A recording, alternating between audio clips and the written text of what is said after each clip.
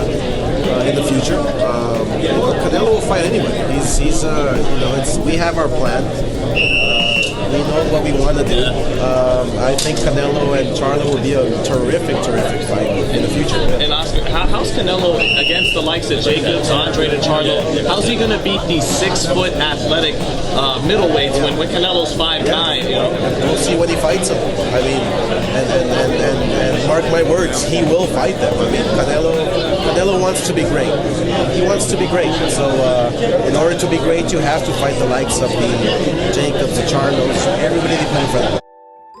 Jermall, do you think Canelo's move to 168 means that he don't want no smoke at 160? He's scared. Where you at, Cinnamon? He's scared. We've been calling you out for a long time. It's that time to show up. Show up.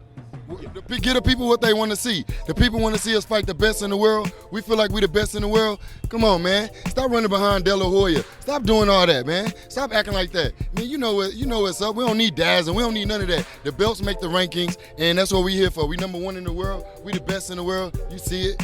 Let's get it. So no good deed goes unpunished, huh? Dante's Boxing Nation, what's going on, guys? So for years, Jermall and Jermall Charlo have been chasing Canelo Alvarez. This is not something that just started at 160. This started all the way back at 154 when both Charlo brothers were champions and they were calling Canelo Alvarez's name out. Jermall Charlo had just came off of the biggest win for anyone at 154 when he stopped the very dangerous Julian J. Rock Williams that a lot of fans were accusing Jermall of ducking. He put on a very impressive performance, knocked him out in front of an arena full of Canelo Alvarez fans because this was in Carson, California. Man, when Jermall Charlo knocked out Julian J. Rock Williams, I had never seen a crowd go so silent. You could hear a pin drop. I mean, you could completely read all of their minds. They were all saying to themselves, this guy is a serious threat to Canelo Alvarez. I hope Canelo doesn't have to fight this guy. So it's clear that Jermall Charlo in particular has been calling Canelo Alvarez out for almost 7 years now, right? Now, I have always told you guys for years, Oscar De La Hoya, the man that has fought all of the Andres, the Charlos, and everyone else, he has always been trying to get Canelo to fight these dangerous black undefeated fighters and champions and mandatories, right? You guys have to remember the whole reason Canelo Alvarez left the zone because they wanted him to fight better competition. And Canelo was like, if I can't pick and choose who I want to fight, I'm bouncing. I'm out of here, right? And once Canelo, he started or filed this lawsuit, the zone, they offered him a compromise. They said, listen, okay, you want more money. We will give you more money, but we get to choose the opponent. And Canelo, he rejected the offer. There is no doubt in my mind, Oscar De La Hoya was trying to get Canelo Alvarez to fight the best competition at 160. Once again, because this is what Oscar De La Hoya did in his career. So more recently, since Oscar De La Hoya is no longer working with Canelo, which is something I predicted, I always told you guys, there's going to be a time where Oscar, he's not going to have to worry about what Canelo Alvarez thinks or Canelo getting his feelings hurt. And he's going to come out and he's going to tell the truth. He's going to reveal the fact that he's always wanted Canelo Alvarez to fight Andre, Charlo, etc. And that's what Oscar De La Hoya just recently did. Oscar De La Hoya, he did Jermall Charlo a solid by revealing the fact that Canelo Alvarez is avoiding Jermall Charlo. Now, and I'm thinking Jermall Charlo is going to respond to this and say something like, finally, Oscar comes out and he admits that this man has been ducking me. Thank you so much, Oscar, for putting this out. The public needed to know this. I'm thinking Jermall's going to say something like that. Instead, he says the complete opposite. He starts dissing Oscar De La Hoya. Like I said at the beginning, no good deed goes unpunished. Man, I was so confused to find out that Jermall started to diss Oscar after Oscar basically had Jermall's best interest by revealing this information. Let's go into the clip of what Jermall had to say.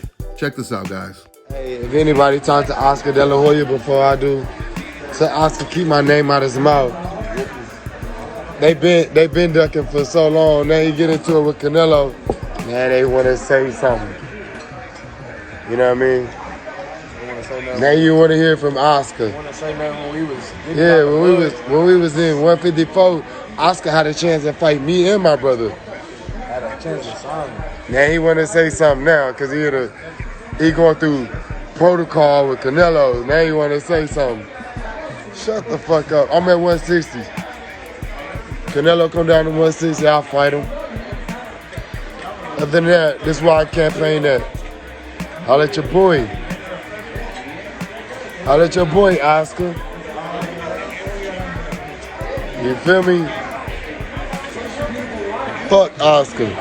Fuck Oscar De La Hoya and Go to Boy Promotions. Oscar on the phone right now. We don't even know where the Go to Boy Promotions at. Why is Oscar mentioning my name, yo?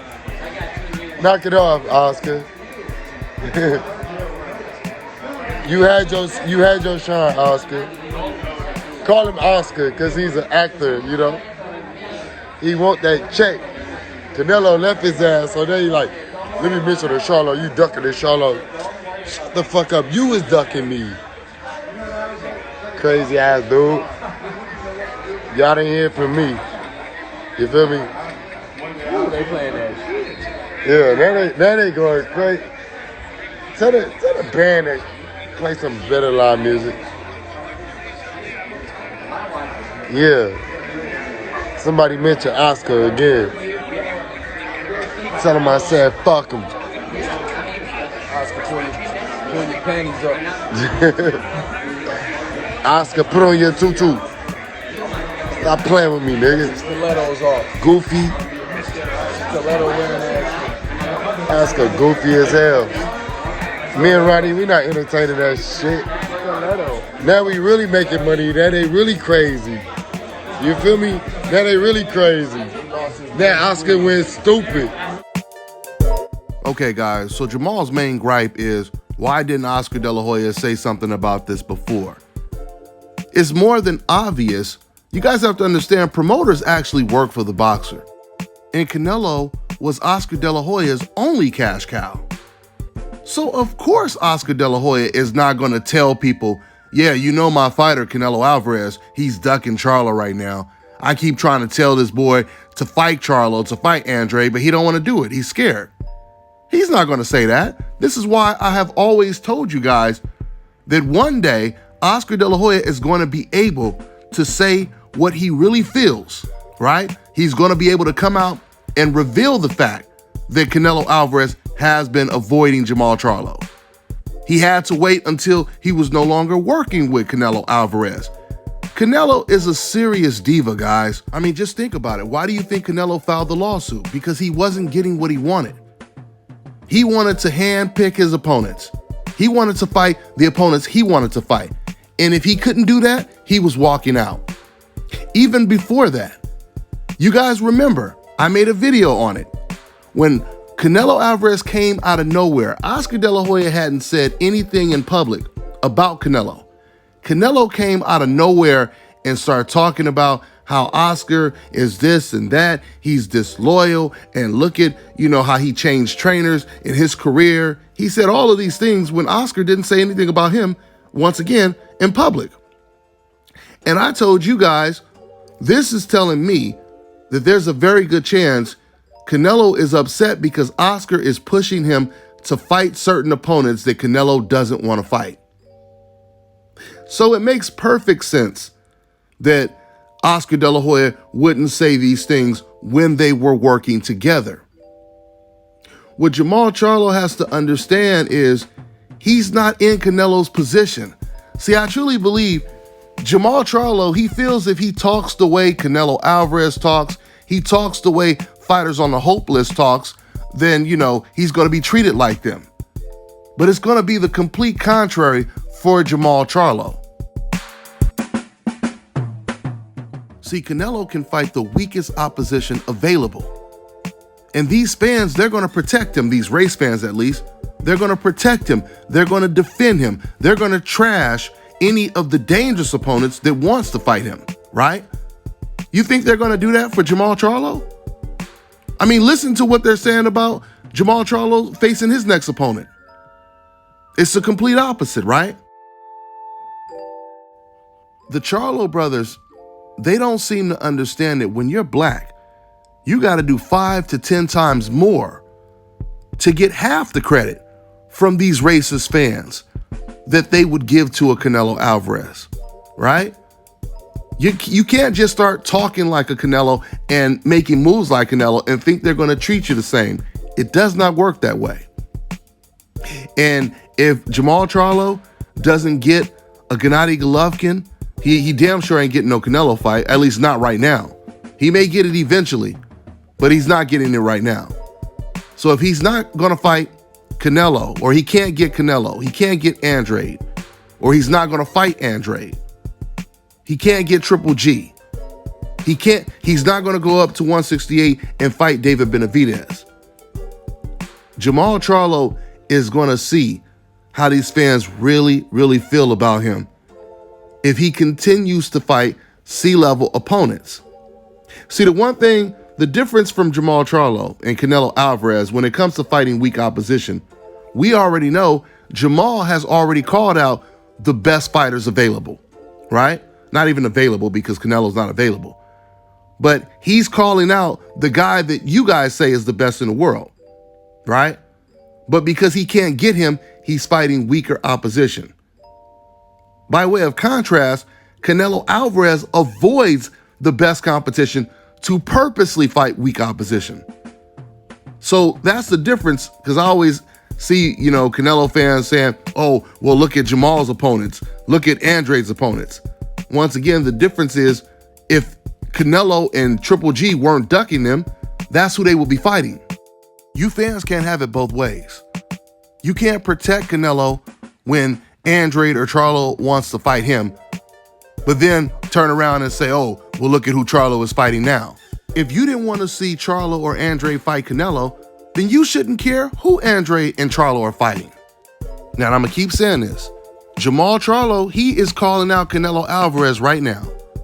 He's already said that I will fight you next. After you get past Caleb Plant, I will fight you next. So you Canelo Alvarez fans, you can no longer make any more excuses of, oh, well, he turned down the fight before and et cetera, which like I had already debunked, because there's absolutely no way a mandatory is going to turn down a shot at someone's title and then all of a sudden they just give him the belt. If that were the case, then Ryan Garcia, he would have Devin Haney's belt right now, because didn't he turn down a shot at Devin Haney's belt? Jaime Munguia, who is currently Jermall Charlo and Demetrius Andrade's mandatory. Wouldn't he have one of their belts right now? Because he turned down fights with both of them, and he's the mandatory. This only happened when Canelo Alvarez was the champion, and Charlo was his mandatory for almost 2 years. Canelo vacates his belt so he doesn't have to fight his mandatory. So with that being said, what is your excuse now? Once again, Jermall Charlo, he wants the Canelo Alvarez fight next. And there is no other viable options for Canelo after he gets past Caleb Plant. The only real options for Canelo Alvarez is David Benavidez, Jermall Charlo, or Demetrius Andrade, or Dimitri Bivol if he comes down to 168, because he said that he's willing to come down to 168 and fight Canelo Alvarez. Where is Canelo Alvarez going to go from here? And you Canelo fans, once again, you keep comparing Canelo to Floyd Mayweather, which is the dumbest thing to do because you guys hated Floyd Mayweather's guts. So if you're claiming that Canelo is just doing the same things that Floyd Mayweather did, then how do you justify hating Floyd Mayweather? Canelo and Floyd are doing the same thing, but you didn't like it when Floyd was doing it? All you guys are admitting is that you are a bunch of racists. You're not boxing fans, you guys are race fans. But with that being said, if you truly believe that Canelo is doing the same things that Floyd Mayweather did, why isn't he doing what Floyd Mayweather did at age 30? When Floyd was the same age that Canelo is today, Floyd was fighting fighters that were top 5, pound for pound, the best in the world. He fought at least 3 fighters that were on the pound for pound list when he was 30. Floyd Mayweather fought Juan Manuel Marquez, who was considered pound for pound number 2, the best fighter in the world when Floyd fought him. And Floyd was coming off of a 2-year retirement layoff. And you can't use the excuse of saying, oh, Marquez was too small, because then you would have to say that Floyd Mayweather was too small for Canelo.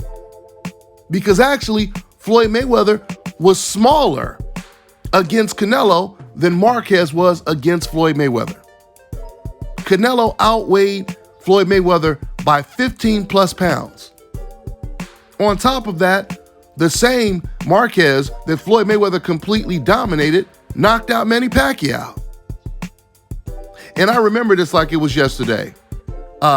Manny Pacquiao, he said going into the 3rd or the 4th fight, he said in the dressing room, the reason why I'm going to beat Marquez is because, you know, he's smaller. I've been fighting much bigger guys.